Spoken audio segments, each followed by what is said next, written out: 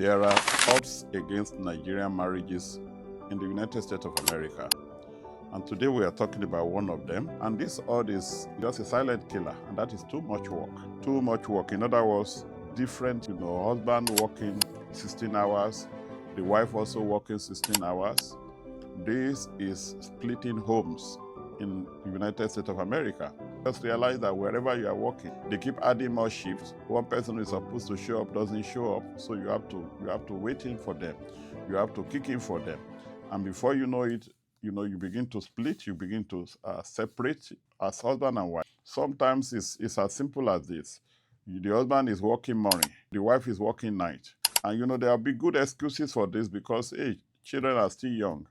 The children have to go to school. Somebody have to pick the children. Somebody have to be home with the children. Yeah, daycare can be very expensive. So we can't afford to even keep our children in the daycare. So we have to space out our schedule. Don't forget that spacing out your schedule is at the expense of your relationship. Spacing out your schedule is affecting, the companionship that should exist in marriages. So you realize that you can go in a whole week and you hardly see each other, You only communicate by phone. Phone can be deceiving, where you think that you are always together, but you are far apart. This is something that is affecting marriages.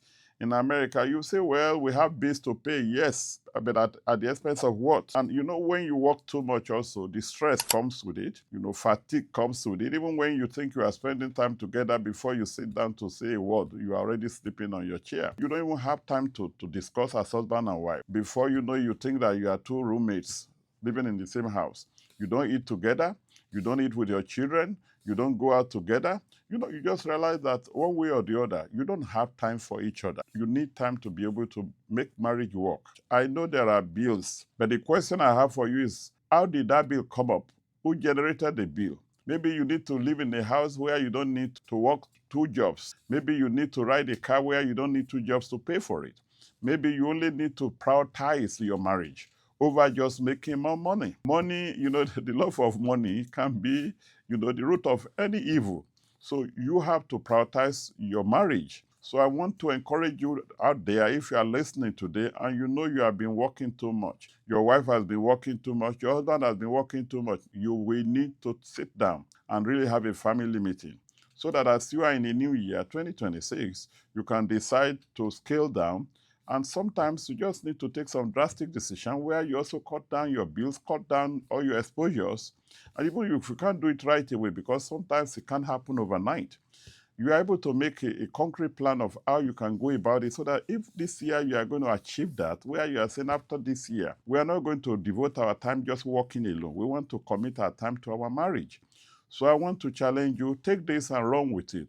And join us in our next video. This is Nigeria in America. My name is Rokotusi. Don't forget to subscribe to our video and do recommend it to people. You may not need it, but your friend may need it.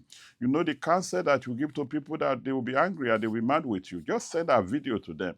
They will call back and say thank you to you. So join us in our next video. Have a wonderful time. Walking with purpose, rising with grace, faith and family, we find our place. Talking rich, our roots run deep. Nigeria in America, no dream.